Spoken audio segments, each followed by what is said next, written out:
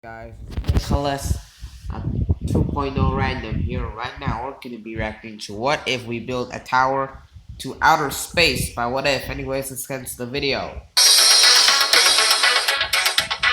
Would you spend Looks a like night looks like that's a drone trying to go up to the clouds with this super high tower. at the top of the first tower to space? At 100 kilometers above sea level, it would be the highest structure that humans have ever built. Yeah.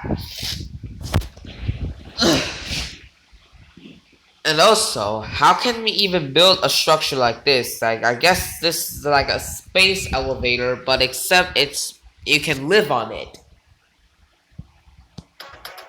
This tower could house almost 1,000,000 residents, but would that be worth the I think it would host like, if more, it could literally, this tower can literally host billions of people in here. giant price tag of $25 trillion?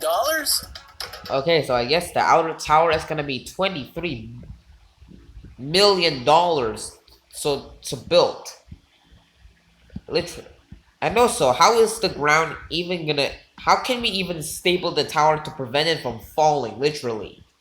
Could humans even survive the extreme conditions at the top? Would the Earth's crust be able to support? I don't think so. And also, people who live on top of that tower to space have to survive really very intense challenges, literally, from super cold temperature to very high winds there. Yeah, literally. The weight of this massive structure? And how could we prevent it from falling over? This is What If. And here's what would happen if we built a tower to outer space. When it comes to building a space tower, there are a lot of obstacles to plan around. Yep. First, there are the extremely cold temperatures that could freeze you to death.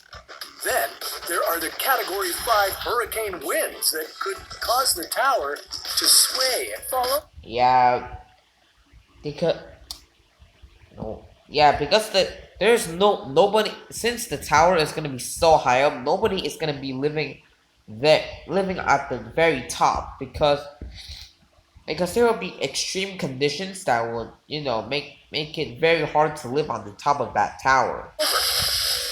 Oh, and did we mention there would be barely any air pressure at the top? So you'd likely get altitude sickness, which Yep, we are going to the hospital. could kill you. But even with all those hazards, we still think we can build one safe enough for humans to stay in. How literally? Want to see what it looks like? Yes, it might look a little strange, but this is how we'd have to structure our tower if we don't want it to fall over. If Like a pyramid? we didn't shape our tower like a pyramid, it would buckle under its own weight, tilt to the side, and crash to the ground. And also, if it crushes down to the ground, millions of people would die. Not only in the tower, but also on the ground that it got crushed. At 100 kilometers tall, this pyramid would need a base as large as the area of Hong Kong to keep it stable. Whoa. It would also need a Well, obviously, because it's gonna be so massive, it's probably gonna take up a lot of space. reinforced core to prevent it from swaying in the extreme winds found at the top of our atmosphere. At 70 kilometers above sea level, winds of 252 kilometers per hour can occur. And the top of our tower would be 30 kilometers higher than that. Now that we've got a stable structure figured out, we need to find a way to transport people up to the top. Traditionally, elevators are limited to a height of about 500 meters. After that, they would be too heavy. So we're going to need something a little more modern, like Yeah, because a normal elevator will not even gonna take you up to the top because it will take too long. You might even have to wait days days, weeks, months even, to get into the top of the tower. Magnet-powered elevators, for instance. But even with those, we'd still be looking at super long elevator rides to go up and down. This would be a serious problem if we wanted our tower to contain residences and offices. One group that would be happy about these extra long elevator rides would be the advertising industry. Talk about Whoa. a captive audience. Yep. Instead of just watching commercial after commercial, wouldn't you rather use all this No, so it looks like what if it's on live stream right now on the elevator? Huh? time to get creative and even earn extra money? Well, you can do that with Vocal. Vocal is a publishing platform for creators of all kinds, like bloggers, podcasters, YouTubers, and more, to connect with engaged audiences and earn money. You can promote your latest content by embedding it in a story on Vocal, like your most recent YouTube video, podcast episode, Spotify song, or more. There are over 30 topic-based communities where you can explore your interests. Whoa. As a creator on Vocal, you'll earn money every time your story is read, and you can earn tips sent from readers. Vocal also hosts weekly challenges for your chance to win cash prizes and more. Here at What If, we've been sharing our own stories on Vocal. Check out the link in our description box to read our most recent story, where we wrote about what would happen if everyone stopped drinking coffee. Spoiler alert, it wouldn't be good for those long elevator rides. Yep. So sign up as a creator on Vocal today to start earning from your stories and get connected with a new audience. You've got all this free time these days. Why not put it to good use? But before we go selling our elevator ad space, we need to see if it would be safe for us to go up that high in the first place. At the top of Mount Everest, the air pressure is dangerously low, about Whoa. 1/3 of the pressure on the ground. And our space tower would be 11 times taller than that. If we Whoa. didn't regulate the air pressure inside the skyscraper, you could experience altitude sickness.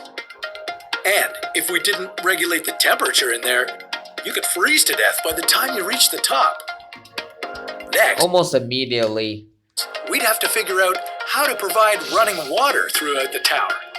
It would take a lot of pressure to pump water up so high. We would need hundreds of water reservoirs located on different levels throughout the building. Yeah. These water reservoirs would be filled in sequence, with each one being used to fill the one above, all the way to the top. If the residents were to use as much water as the residents of the Burj Khalifa do per day, we estimate that our space tower would use about 13 Olympic-sized swimming pools of water per day. Whoa. That's a lot to pump up. Yep. He does have a point. And even if we solved all those challenges, there would still be one underlying issue that could inevitably sink the whole project. I'm talking about the Earth's crust. The Earth's crust is only about 30 kilometers thick, with a soft mantle underneath it. Like a house on unstable soil, the tower would start to sink down into the ground over the years, as the Earth's crust would be unable to sustain its weight.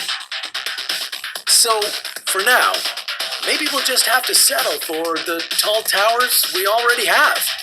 Oh, yeah. Or if you really want that nice view from space, you could always sign up to be one of the first space tourists. But that's a story. Anyways, that's gonna be the end of this video, and I'll see all of you in the next video. Bye.